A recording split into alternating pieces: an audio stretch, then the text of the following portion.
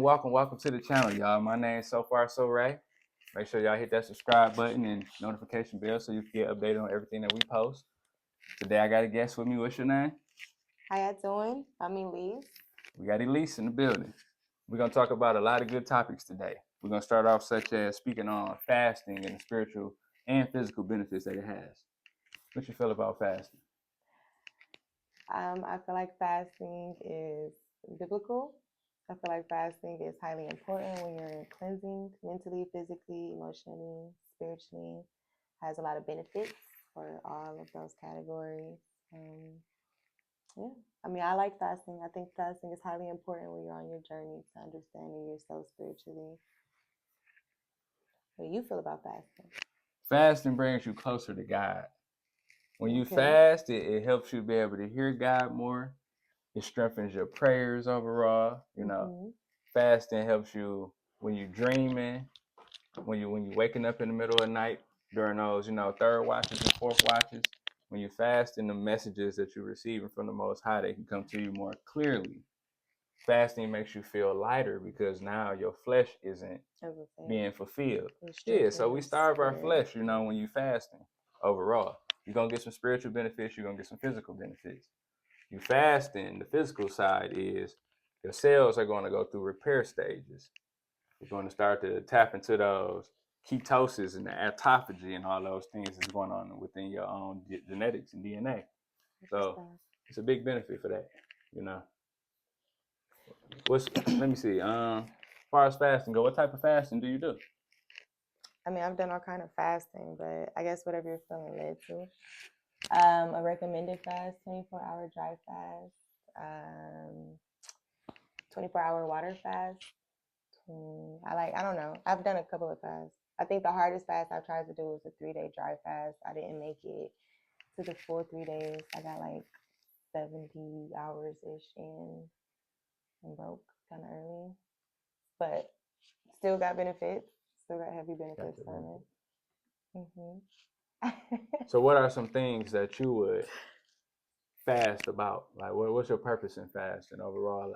What would be the intention behind it? That's a good one. Okay, so when I get into fasting, it's to starve the flesh, feed the spirit. So first big fast I got into was 11-day juice fast, no chewing. So I couldn't chew anything for 11 days. That was because I had a strong preference to smoking marijuana. So it gave me a deliverance from that. But I also was called into that fast. I can't speak for how people go about fasting. For me personally, that was one of my main reasons. I just like, if I feel as though I'm getting to a place where I'm lacking energy or I'm lacking emotional stability or kind of, things of that nature, that's when your flesh is starting to take kind of the primary seat and take that back. Right. Get into fasting. Sorry, because I am a little nervous, but okay. So what's the longest fast you've been on? Longest fast I did was, I think, like a 21, like a Daniel fast. So I didn't do 21 days. I did 14. So what's a Daniel fast? Daniel fast is a really, really good fast. Honestly, although I did a dry fast, I've done water fast, I even did the 11-day juice fast. The Daniel fast is the hardest fast I ever did so far, minus the 3-day dry fast because it's just semi-difficult mentally. Daniel fasting is when you're, should I look at you? Daniel fasting is when you're basically raw, just raw meat. I'm so sorry, no meats, no sugars. The parable about Daniel in the Bible, it speaks about how he was caught into a dream.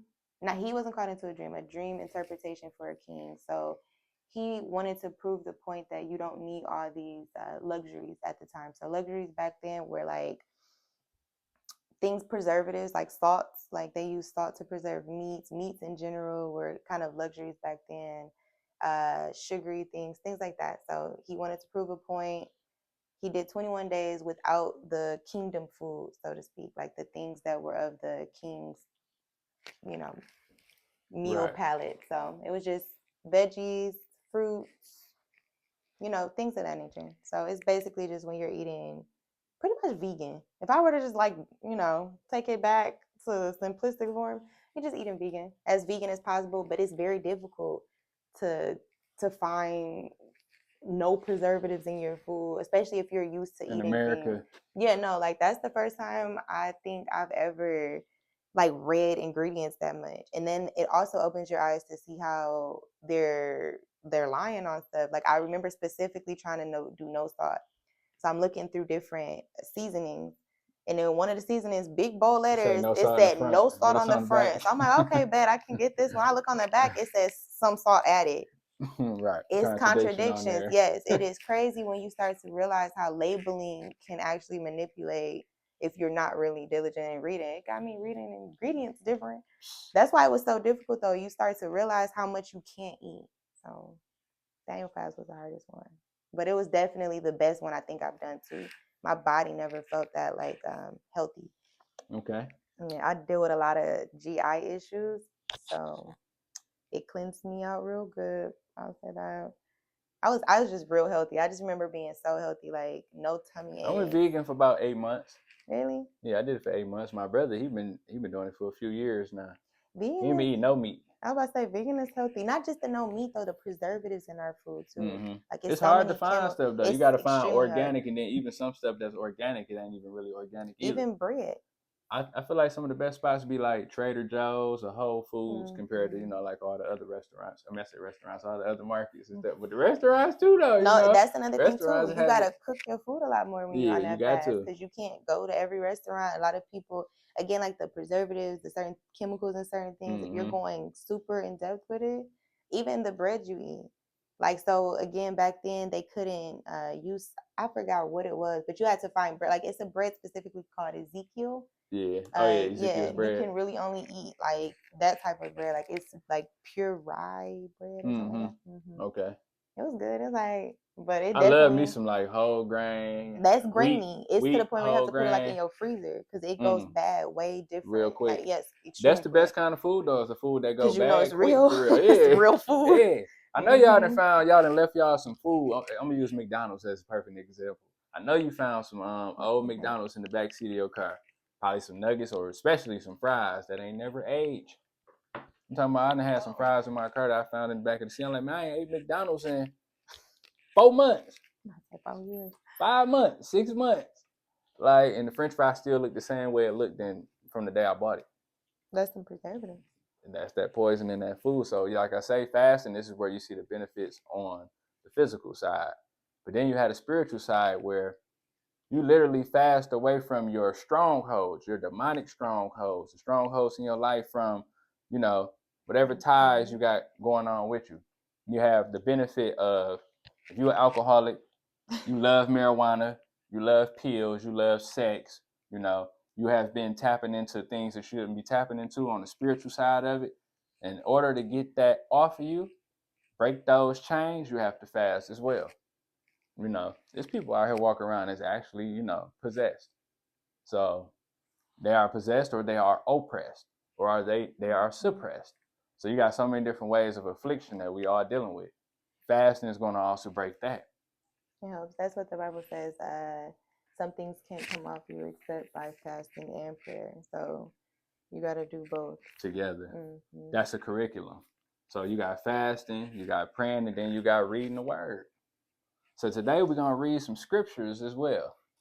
We're going to go ahead and dive in. I'm going to get into Proverbs. We're going to do the Proverbs 11, verse 1 is where we're going to start. A false balance is abomination to the Lord, but a just weight is his delight. When pride cometh, then cometh shame, but with the lowly is wisdom. The integrity of the upright shall guide them, but the perverseness of transgressors shall destroy them. Riches profit not in the day of wrath, but righteousness delivereth from death. The righteousness of the perfect shall direct his way, but the wicked shall fall by his own wickedness. The righteousness of the upright shall deliver them, but transgressors shall be taken in their own naughtiness.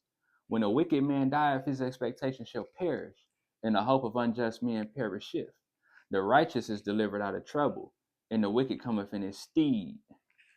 So the word that keeps standing out to me through all of this is deliver or deliverance.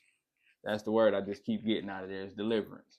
Really? So in order to be delivered, once again, another way to be delivered is through fasting and prayer, being in the word repetitively. That's how you get to the point of being delivered. That fasting helps us build up our discipline. And it might start off, you might start off fasting once every month. It might be 16 hours. You might stop eating after a certain time. It might be 8 o'clock. Eventually that turns into 24 hours. Next thing you know, you're doing it twice a month. Now you're doing it once a week. Now your 24 hours turn to 48 hours. Now we got 2 whole days of fasting out each week. You add that up, boom. You got 8 days out the month. Times that by 12. That's a whole lot more benefit for the body now. Well, it's more about agreed on timing, but intention. Oh yeah, definitely. And that's a beautiful thing to set an intention on each time. That's okay. So this is also good to mention because I just got done speaking to someone about this earlier. Because fasting sometimes gets like it's a mental thing where we feel ill prepared when it sounds like a harder fast, which is fair. Right. Because a friend of mine wants to quit smoking like cigarettes. They had like a really stronghold on that. So we've been talking about this. But what I will say, and this helped me heavy, like very, and that's a very big difference. So my very first time fasting, when I first heard about it, first came to the Bible, I didn't know what it was. So I'm like, I hear about it, I'm like, oh, okay, it's just, abstaining from something. So I decided to do a 24-hour water fast. Never did it before. And I was like, okay, I'm going to do it tomorrow. So I set the intention to do it for myself mentally. I did it and it was super difficult. Like I was very irritable. I was struggling through. I was upset. I got through it, but it was like I was complaining the whole time. I was kind of, I was still new to everything. But the second time I decided to go into it, I really like set my intention a little heavier. So I had a bottle of water. I went, I kind of got into my quiet place. I prayed over my bottle of water. I asked God to anoint the water so that as I'm drinking it, this water shall suffice. This water should sustain me for this upcoming fast, like to really anoint the entire fast. Not only was I setting intent to doing the action, but I also asked God to bless it easy. Right. I went through that fast. I didn't have an issue. I wasn't tired. I wasn't irritable. I had energy. I had more energy than before I started it. It was crazy. So I saw a complete difference between doing it, because we can set our intent on it. But when we set or ask God's anointing type of intention to it, it's a completely different vibe. So that's important too. When people go into fasting, it's very, very helpful to ask God to give you the strength to get through, especially when you're doing like 24-hour dry fast. When I started that, I asked him to anoint that fast as well. It's just so much easier, And I also always encourage, like before you do any fast, get a bottle of water, set the intention about the fast, ask for the strength, ask the water to sustain you through it. Boom. And it was hot. I did a 24-hour dry fast, like a super hot summer day once. Man, I anointed the water, but for some reason, because every time I got thirsty, it was kind of wild, but every time I got thirsty, I kept thinking of the water I had before, and it really, like, my mouth with water. So the water itself kind of did bring I don't know, it helps. It helps a lot. So I would say. Another good thing about fasting when you want to make sure you keep that to yourself. You want to keep that as a secret and a covenant between you and God. That's your actual practice that you are doing in honor of the Most High. You don't want to tell nobody about it because it's going to open up that doorway for warfare. That's when you're going to have every opportunity coming to throw you off of your fast. You're going to be extra thirsty. Somebody's going to be coming bringing around beverages or something like that. Or they're going to be coming around bringing food. You're going to start smelling food. There go food over there, So that's how it really works. Like, you got to make sure you don't tell nobody that you fasting as well, because it becomes more of a doing it as a boasting. You don't want to look like you boasting, you fasting, and you want people you turning your face upward and all that while you're during the fast.